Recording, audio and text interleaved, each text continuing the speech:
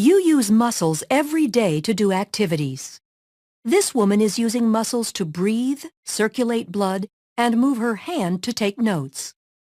Your cardiac and smooth muscle tissues are involuntary. You do not consciously control their actions. Skeletal muscle works under voluntary control. Skeletal muscles are composed of bundles of muscle fibers. Muscle fibers are long cylindrical cells containing several nuclei.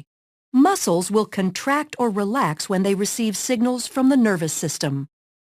A neuromuscular junction is the site of the signal exchange.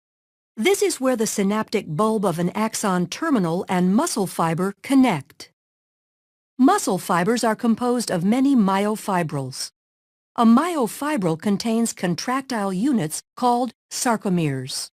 Sarcomeres run adjacent to one another down the length of the myofibril. Each sarcomere consists of alternating thick and thin protein filaments, giving skeletal muscle its striated appearance. The muscle contracts when these filaments slide past each other. The thick filaments are myosin, which are anchored at the center of the sarcomere, called the M-line. The thin filaments are composed of the protein actin, which are anchored to the Z-lines on the outer edges of the sarcomere.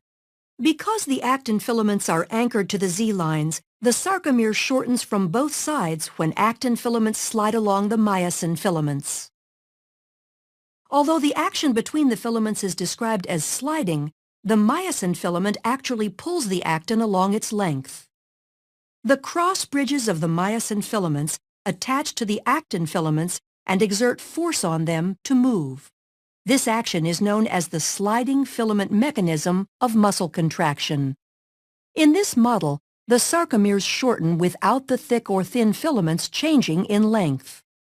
A contraction begins when a bound ATP is hydrolyzed to ADP and inorganic phosphate. This causes the myosin head to extend and can attach to a binding site on actin, forming a cross bridge. An action called the power stroke is triggered, allowing myosin to pull the actin filament toward the M-line, thereby shortening the sarcomere. ADP and inorganic phosphate are released during the power stroke. The myosin remains attached to actin until a new molecule of ATP binds, freeing the myosin to either go through another cycle of binding and more contraction or remain unattached to allow the muscle to relax. Muscle contractions are controlled by the actions of calcium. The thin actin filaments are associated with regulatory proteins called troponin and tropomyosin. When a muscle is relaxed, tropomyosin blocks the cross-bridge binding sites on actin. When calcium ion levels are high enough and ATP is present, calcium ions bind to the troponin, which displaces tropomyosin, exposing the myosin binding sites on actin. This allows myosin to attach to a binding site on actin, forming a cross bridge.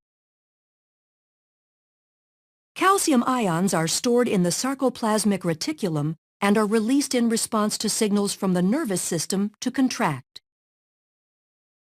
Neurotransmitter molecules are released from a neuron and bind to receptors, which depolarizes the membrane of the muscle fiber. The electrical impulse travels down the T-tubules and opens calcium stores. Calcium ions flow to the myofibrils, where they trigger a muscle contraction. As the actin and myosin slide along each other, the entire sarcomere shortens as the Z-lines draw closer to the M-line. As the sarcomeres in myofibrils contract, the entire muscle fiber will shorten. When muscle fibers contract in unison, a muscle can produce enough force to move the body, allowing you to take notes.